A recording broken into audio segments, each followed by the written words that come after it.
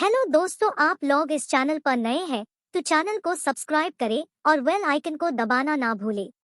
हमारी आज की कहानी का नाम है देखभाल।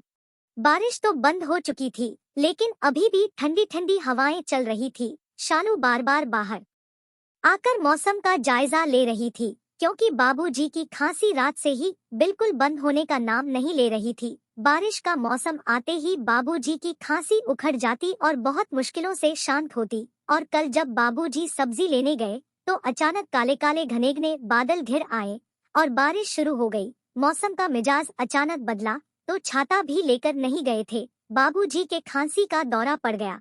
अब रात से लेकर अब तक सासू माँ और उसने सारे घरेलू उपाय अपना लिए थे। घर पर रखी खांसी की दवाई जो डॉक्टर ने बताई थी वो भी दे चुकी थी, लेकिन खांसी तो कहर ढाए थी। अम्मा, लगता है बाबूजी को अस्पताल लेकर जाना ही पड़ेगा। शलू सरला जी के पास आकर बोली, बेटा, मुझको भी यही अंकुर भी ऑफिस टूर के कारण बाहर गया हुआ है। सरला जी मायूसी से बोली, जो कि वो भी अर्थराइटिस की पीछे चलने फिरने में थोड़ा मजबूर थी। अपना ही काम कर ले यही बहुत था। एक तरह से घर की पूरी जिम्मेदारी शालू के ही कंधों पर थी। शालू बहुत ही कार्यकुशल और समझदार थी, इसीलिए अंकुर, शालू का पति, भी चिंता कम करता। कोई बात नहीं अम्मा, मैं तो हूं ना, लेकिन अभी भी हवाएं बहुत तेज चल रही हैं। ऐसा करिए बाबूजी, आप थोड़े हल्के गरम कपड़े पहना लीजिए। शालू ने विनोद जी के गरम कपड़े निकाल दिए। बेटा, कितनी खुशनसीबी है हम लोगों की, जो भगवान ने इतनी सेवा भाव वाली बहू दी है। अंकुर तो अक्सर ही बाहर रहता है, हम लोगों की जिम्मेदारी तो सिर्फ तुम ही तो संभालती हो।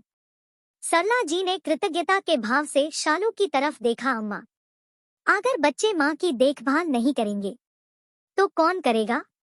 क्या मैं आपकी बेटी नहीं? और बाबूजी, आप जल्दी तैयार होइए, मैंने ई रिक्शा बुला लिया है, आ ही रहा होगा थोड़ी देर बाद। डॉक्टर साहब, बाबूजी की खांसी आज तो बिल्कुल शांत ही नहीं हो रही है। रात से शुरू हुई तो बंद ही नहीं हो रही। दवा भी पिला दी, लेकिन कोई नतीजा नहीं निकला। शालू बहुत चिंतित दिख रही थी। शालू जी, क्या विनोद बाबू कहीं भीग गए थे? डॉक्टर ने चेकअप करके पूछा। हाँ डॉक्टर साहब, कल सब्जी लेने बाजार जाए और बारिश शुरू हो गई, उसी में भीग गए।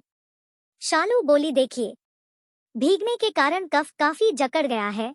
वैसे भी बारिश आते ही विनोद बाबू की खांसी शुरू हो जाती है, और बारिश में भीगने के कारण और भी दिक्कत बढ़ गई है। मैं एक इंजेक्शन लगाए दे रहा हूँ और जो दवाइयाँ लिख कर दे रहा हूँ उसको बिल्कुल समय से देती रहना, और सुबह, शाम, दोपहर तीनों समय गर्म पानी का बफारा, भाप दिलवाओ जी डॉक्टर साहब।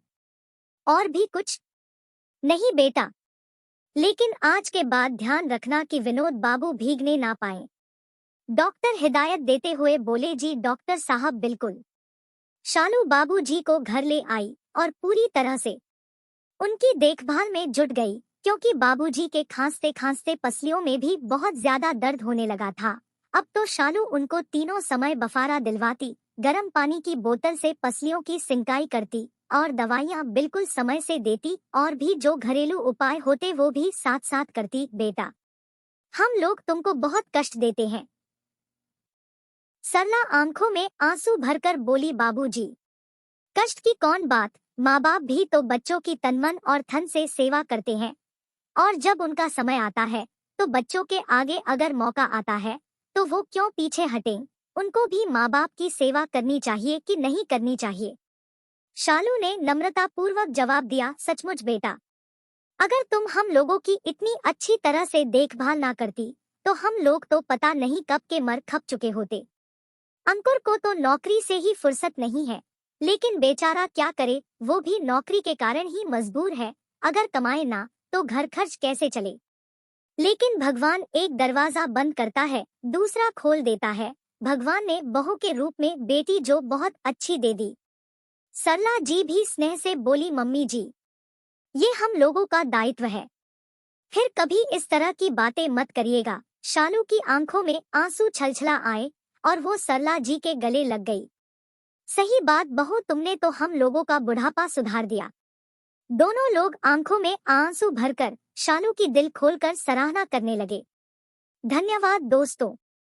मैं आशा करती हूँ कि दोस्तों यह वीडियो आपको जरूर पसंद आया है। वीडियो को लाइक करें, शेयर करें और चैनल को सब्सक्राइब करें और बेल आइकन को दबाना ना भूलें दोस्तों।